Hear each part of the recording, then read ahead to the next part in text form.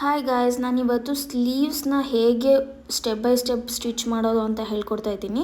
So ಇವಾಗ ನಾವು main ಫ್ಯಾಬ್ರಿಕ್ನ right side ಮೇಲೆ ನಾವು ಲೈನಿಂಗ್ನ ಇಟ್ಕೊಬೇಕು. ಸೊ ಮೇನ್ ಫ್ಯಾಬ್ರಿಕ್ನ ರೈಟ್ ಸೈಡ್ ಮೇಲೆ ಲೈನಿಂಗ್ನ ಇಟ್ಟು ಸ್ಟಿಚ್ ಮಾಡಬೇಕು. ಓಕೆ, ನಾನು ಒಂದು ಸ್ಟಿಚ್ ಹಾಕೋತಾ ಇದ್ದೀನಿ. ಒಂದು ಸೀಮ ಲೈನ್ ಎಷ್ಟು ಅಂತಂದರೆ ಒಂದು ಎಕ್ಸ್ಟ್ರಾ ಒಂದು 1/4 ಇಂಚಲ್ಲಿ ನೀವು ಸ್ಟಿಚ್ ಮಾಡ್ಕೊಳ್ಳಿ. ಅದು ಯಾವ ಸೈಡ್ ಅಂತಂದರೆ ಸ್ಟ್ರೈಟ್ ಇರುತ್ತಲ್ಲ, ಸ್ಟ್ರೈಟ್ ಇರೋ ಕಡೆ ನೀವು ಒಂದು ಸ್ಟಿಚ್ ಹಾಕ್ಕೊಬೇಕು. ನಾನು ಯಾವ ಕಡೆ ಹಾಕೋತಾ ಇದ್ದೀನಿ ಆ ಕಡೆ ಒಂದು ಸ್ಟಿಚ್ ಹಾಕ್ಕೊಳ್ಳಿ.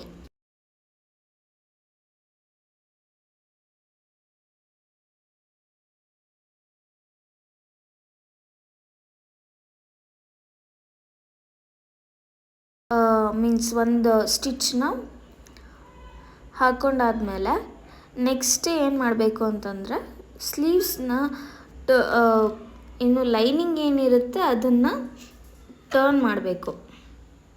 ಸಮ್ಟೈಮ್ಸ್ ಬೇರೆಯವ್ರು ಏನು ಮಾಡ್ತಾರೆ ಅಂತಂದರೆ ಅದನ್ನ ಫುಲ್ ಫೋಲ್ಡ್ ಮಾಡಿಬಿಟ್ಟು ಒಂದು ಸ್ಟಿಚ್ಚು ಮೇನ್ ಫ್ಯಾಬ್ರಿಕ್ ಮೇಲೆ ಹಾಕಿಬಿಡ್ತಾರೆ. ಬಟ್ ಅದು ಏನಂತಂದರೆ ಫಿನಿಶಿಂಗ್ ಬರೋಲ್ಲ.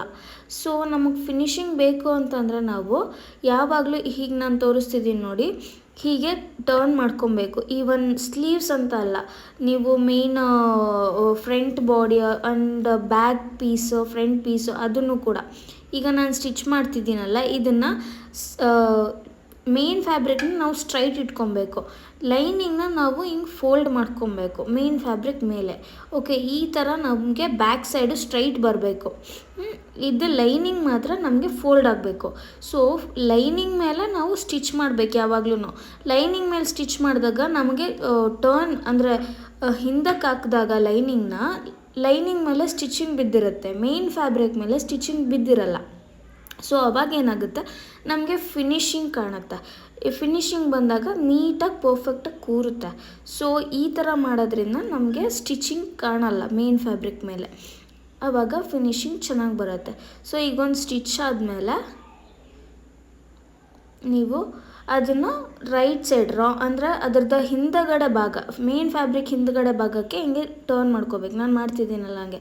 ಇದನ್ನು ಮಾಡುವಾಗ ನೀವು ಒಂದು ಐರನ್ ಮಾಡಿಬಿಟ್ಟು ನೀಟಾಗಿ ಕೂರಿಸ್ಬಿಟ್ಟು ಬೇಕಾದರೆ ಸ್ಟಿಚ್ ಮಾಡ್ಬೋದು. ನಾನಿಲ್ಲಿ ಐರನ್ ಮಾಡ್ತಿಲ್ಲ, ಬಿಕಾಸ್ ಫ್ಯಾಬ್ರಿಕ್ಕು ಕಾಟನ್ ಆಗಿರೋದ್ರಿಂದ ಮತ್ತು ಅದು ನೀಟಾಗಿ ಕೂರ್ತಿದೆ. ಸೊ ಐರನ್ ಮಾಡ್ತಿಲ್ಲ, ನಾನು ಪಿನ್ ಹಾಕ್ಕೊಂಡು ಸ್ಟಿಚ್ ಮಾಡ್ತಿದ್ದೀನಿ. ಪಿನ್ ಏನಕ್ಕೆ ಹಾಕ್ತಿದ್ದೀನಿ ಅಂದರೆ ಕ್ಲಾತು ಜರಗಬಾರ್ದು. ನೀವು ಐರನ್ ಮಾಡಿನೂ ಬಿಗಿನರ್ಸ್ ಆಗಿದ್ದರೆ ಪಿನ್ ಹಾಕ್ಕೊಂಡು ಸ್ಟಿಚ್ ಮಾಡಿ, ಆವಾಗ ಏನಾಗುತ್ತೆ ಕ್ಲಾತ್ ಜರಗಲ್ಲ. ನಾನು ಪಿನ್ ಹಾಕ್ಕೊಂಡು ಸ್ಟಿಚ್ ಮಾಡ್ತಾಯಿದ್ದೀನಿ.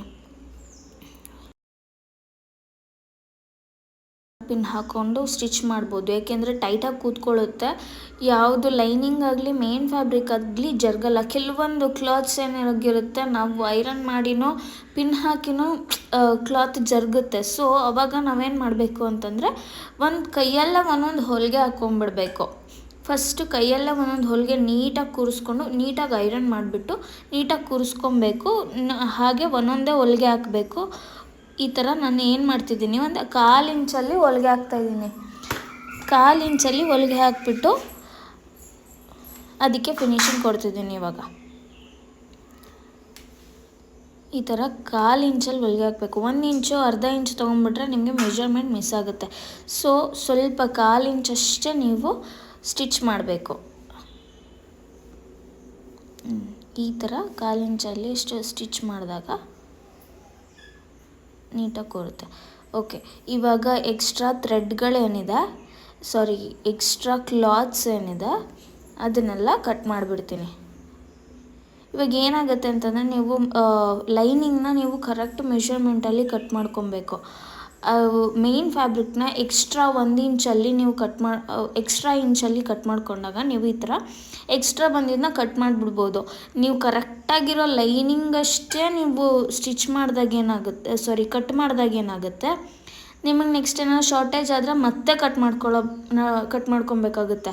ಸೊ ಅದು ಕಷ್ಟ ಆಗಿಬಿಡುತ್ತೆ ಶಾರ್ಟೇಜ್ ಆಗಿಬಿಟ್ರೆ. ಸೊ ಎಕ್ಸ್ಟ್ರಾ 1 ಇಂಚ್ ಎಕ್ಸ್ಟ್ರಾನೇ ಕಟ್ ಮಾಡ್ಕೊಂಬಿಡಿ.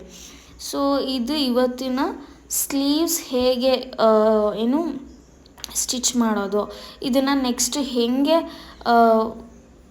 ಬ್ಲೌಸಿಗೆ ಹಾಕೋದು, ಸ್ಲೀವ್ಸ್ ಹೆಂಗೆ ಅಟ್ಯಾಚ್ ಮಾಡೋದು ಅಂತ ನಾನು ನೆಕ್ಸ್ಟ್ ವೀಡಿಯೋದಲ್ಲಿ ತೋರಿಸ್ತೀನಿ. Thank you for watching guys. Bye.